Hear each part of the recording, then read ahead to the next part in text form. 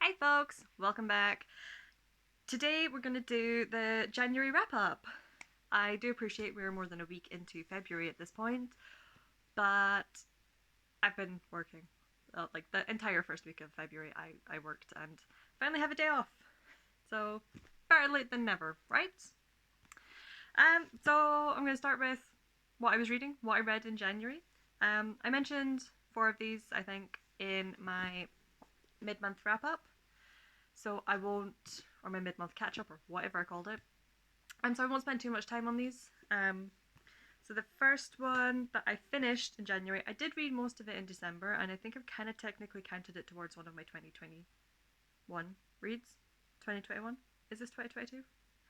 To one of last year's reads. I did technically count this because I read and listened to the majority of it last year. But right at the start of January, I did finish Voyage of the Basilisk, which is the third in the Lady Trent memoirs. And no surprise, I freaking loved it. I adore the series. I adore the way it's written. I adore all of the characters I've met. Um, each book we are introduced to new characters. There are returning characters, and just everything about this, I love. I also studied animal biology in uni, so the natural animal science, the natural science, the animal science, the behavioral science of this, it just really appeals to me. Animal behavior was one of the first topics that I really loved. Even though I don't work in that field anymore, or I've never worked in that field, but yeah, this just so much about this appeals to me that I absolutely love the series and cannot recommend them enough. The next one that I finished was This Is How You Lose the Time War. I still sometimes think about this book. I still both love and hate this book. Yeah, I'm not clever enough for this book. This book is for people much smarter than I am. It was really clever how it was written. I really liked the letter portions of the letter segments. Yeah, that's it. I'm glad I read it. I'm never going to reread it. That's what it is. The next one I finished, I also can't remember which order I finished these in now. But the next one I finished, I think, is This Poison Heart by Kaylin Barron. I did do a book review on this one, so I'll link it down below or up above or somewhere. Absolutely loved this book. Really loved what the author did with this. This was a brilliant example of an author just improving as she writes. I really enjoyed Cinderella is Dead, but this was just such a step up that brilliant, and I think this author could become an auto-buy author. I'm definitely excited for the sequel, which I'm hoping is out. I think is out this month. It's out this year at some point. But yeah, massively recommend this one. And then the next one that I've already spoken to you guys about is The Coldest Touch by Isabel Sterling. This, I think I said this in my catch up. I expected to really not like this book. I picked it up on a whim one night, and then yeah, I read it in two sittings, and it was just such a pleasant surprise. It was, yeah, it basically took everything I hated about Twilight and fixed it. Um, to the point that the 100-year-old vampire has a genuine, believable reason. Well, believable, but has a genuine reason for being in high school. Not just because, well, I look high school age, so I'll go to high school. Anyway, loved this book. Do recommend this. If you want something that's Twilight esque but not as terrible as Twilight, The Coldest Touch. And then I think I mentioned in my mid-month check-in that I had started reading Pawn of Prophecy. Well, no surprise, I finished reading Pawn of Prophecy. This, uh, this felt like coming home. I mean, I've given it 5 stars because I'm always going to give this 5 stars. This is a series I read. I think I first read it. I was 13 or 14, possibly 14. It's brilliant. This is classic coming of age. Find the people, gather your people, find the thing, save the world fantasy. Is basically I've just described the entire 5 book series. Um, Obviously, there's more to it than that, but it doesn't pretend to be anything other than it is. I love the characters within it. They all feel distinct, separate characters, and they're just. The nostalgia is strong. I cannot objectively tell you whether this is a good book anymore because the nostalgia and it just feels like coming home. And yeah, love this book. Love it so much. And I don't have a physical copy on me, but the last book that I finished in January was A Court of Mist and Fury. I will stick a picture here. What can I say? I'm officially hooked on this series. So I went into this determined I was going to despise a character. I was not going to like him. And gosh darn it, by the end of it, I was totally rooting for him. And the character that I wanted to like, I really don't. Like, he's just bad news now. So, yeah.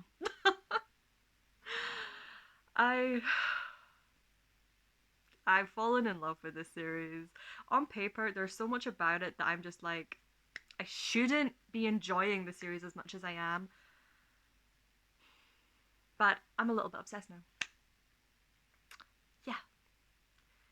Spoiler alert for February's wrap up. I've already finished book 3 and I'm halfway through book 3.1. And I'll finish the next book. I'll finish that tonight probably. And by February's wrap up, I'll have finished A Court of Thorn and Roses.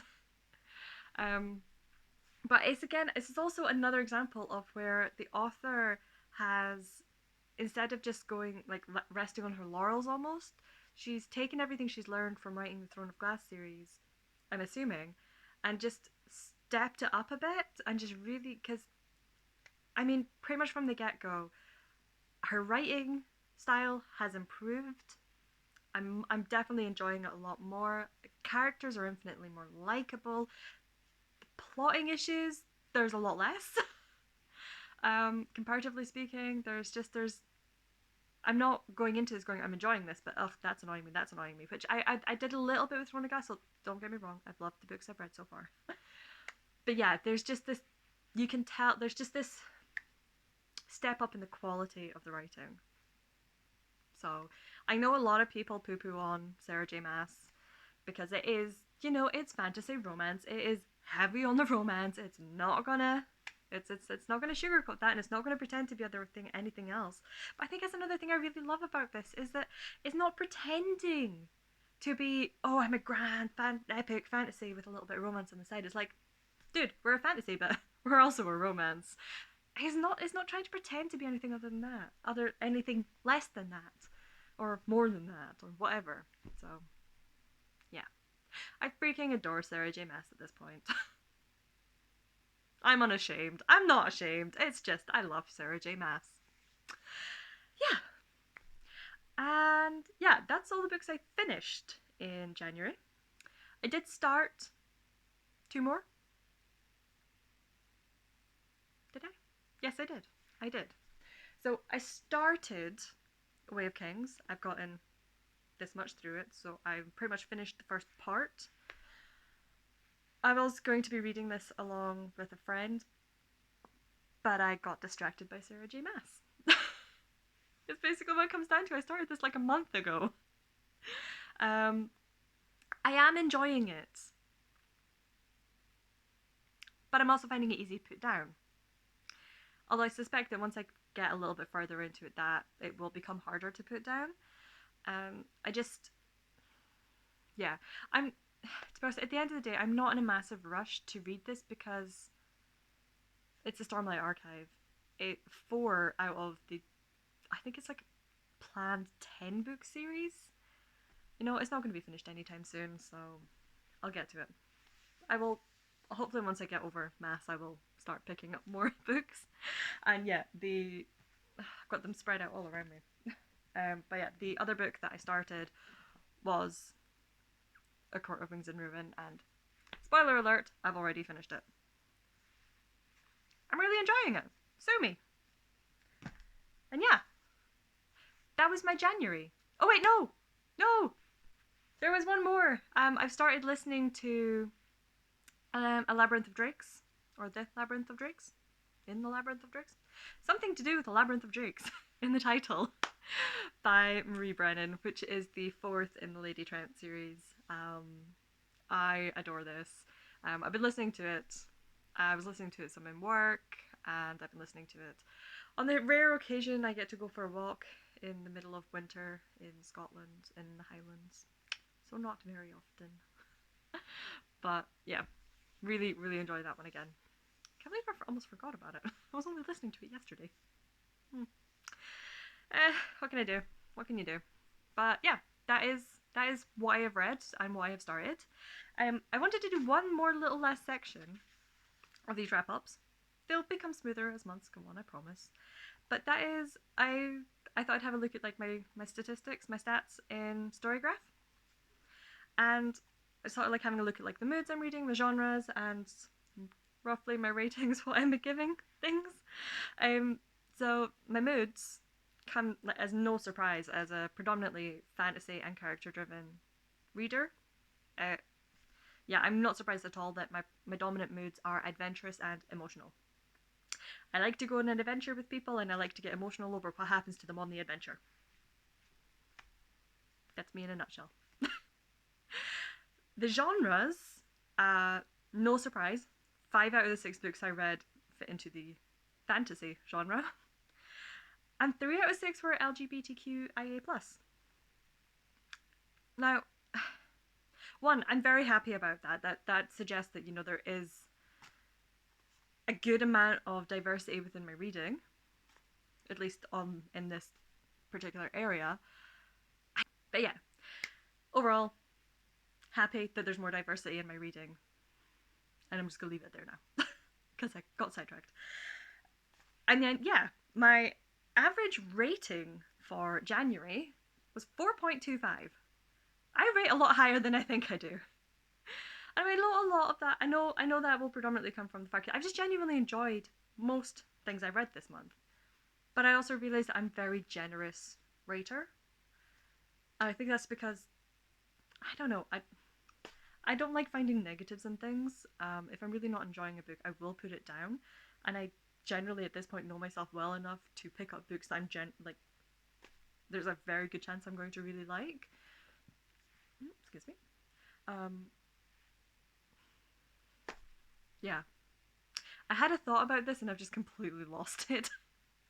But yeah, no, I am going to rate higher because I don't want to go through a book looking for what's wrong in it and looking for all the negatives. I feel that there's enough negativity in the world right now that I don't need to start picking holes in the things I enjoy, and instead I'm really just going to celebrate the things I enjoy. So if I enjoyed that book, I'm going to rate it quite high. That's why you generally get really high ratings from me. When I start talking about books, it's going to be 4s and 5s. The lowest rating I gave was a 3, and that was for This Is How We Lose the Time War. And if at this point I have such mixed feelings about this and I'm generally, I don't know, if I'm giving this a 3, you know everything else is going to be a 4 or a 5, right?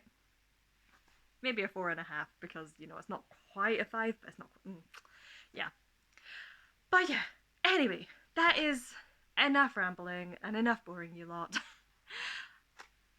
This has been my January. Overall, very good month. I'm very happy with my reading and I generally enjoyed reading everything that I did. Do you have any January highlights? Do you have a best book? Oh, that's what I was gonna do! I am so terrible. I need to start making notes of like talking points. But I wanted to start doing sort of like my book of the month. I know that lots of people do this. But I like a bandwagon, okay? I wanted to do it. But yeah, my book of the month, where has it gone? Here it is. I was going to give This Coldest Touch my book of the month. This is not the highest rated book I gave. This is not the book that I gave the highest rating to. It is, however, the book that was just the biggest pleasant surprise. And I think for that, it deserves all the attention. This is my book of the month. Okay, I am going to end here. Yeah, I'm ending. I will see you guys in the next video. Bye.